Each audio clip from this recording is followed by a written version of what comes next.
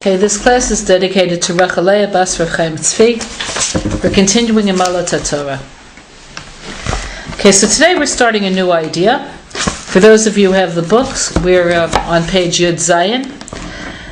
Okay, so what are we going to be looking at now?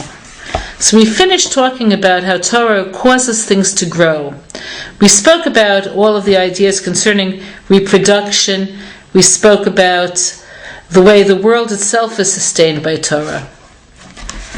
Hinei kol ha'inyan zeh hu gam ken b'Torah shi etz chayim sha'pri sheba hu ikar ha'Torah v'tocha garinim l'tzmoch od ilan. So, as we said already, the Torah is called the tree of life, which means that its fruit, which is the ikar, the same way with an actual tree, its roots, its cellulose, everything is aimed at making the fruit. The fruit of the Torah has within it seeds that let it grow more and more. And in that sense, the Torah also contains within it the possibility of its continuance. So I want to make this clearer about what the Torah isn't. Okay, let's say you were studying physics, and you were interested in probability theory. So, which I'm sure so many of you are, because it's like so many people are interested in probability theory. But let's say you were, and you read some stuff that was written either by or about what was his name, Heisenstein, I believe, who founded the theory, who discovered the theory. When you're finished, you're finished. So you could add on new things that you can deduce on the basis of the theory. But when you get up to page 150, if that's the end of the book, it's the end of the book. So the question would be, so because of this we'll say that other sciences aren't continually alive. There's nothing about probability theory that forces you to make a next step. You could, and you may be able to, or maybe not. The same way that there's no third book of Gone with the Wind. Things finish because the concept is finite. Okay. כמו שכתבתי במקום אחר באריכות, על פסוק אין כל חדש תחת השמש, שבעת שברא הוא יתברך שמו העולם, אז הוכן כבר כל מה שעתיד להיות.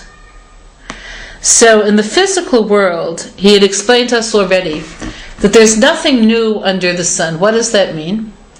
Things seem to be discovered every day, but no. When Hashem created the world, he already put within it the components of everything that's ever going to develop from the world. B'kol Zayin Shet Alfei Shanin Dahavi Alma, throughout all of the 6,000 years that the world is going to exist as it is today. Shavav Yemei Bereshis, which parallel the 6 days of creation. Hem Neged Vav Alfei Shanin. These 6 days of creation parallel the 6,000 years that the world will exist as it is now. So Ramban takes us through the parallelization. So I'm going to just run this by very quickly. So the first day of creation, the central creation on that day was light. In the world's first 1,000 years, we count the 1,000 years from the creation of Adam. Okay, so he was the light of the world. So what happened in that period paralleled what was created on that day. And in fact, Adam was initially meant to live 1,000 years, but he gave some of his lifespan to David. So there are reasons for that, but this isn't the time to go into this. Suffice to say that the years he gave David were part of the eternity that he experienced before the sin that David needed for his future messianic destiny.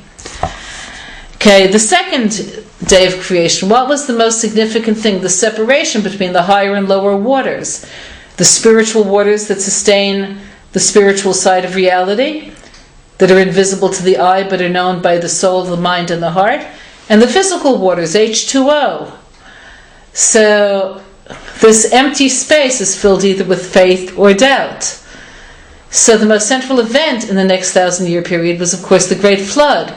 in which the consequences of people having chosen either wickedness or righteousness came to focus in a way that never had before or since.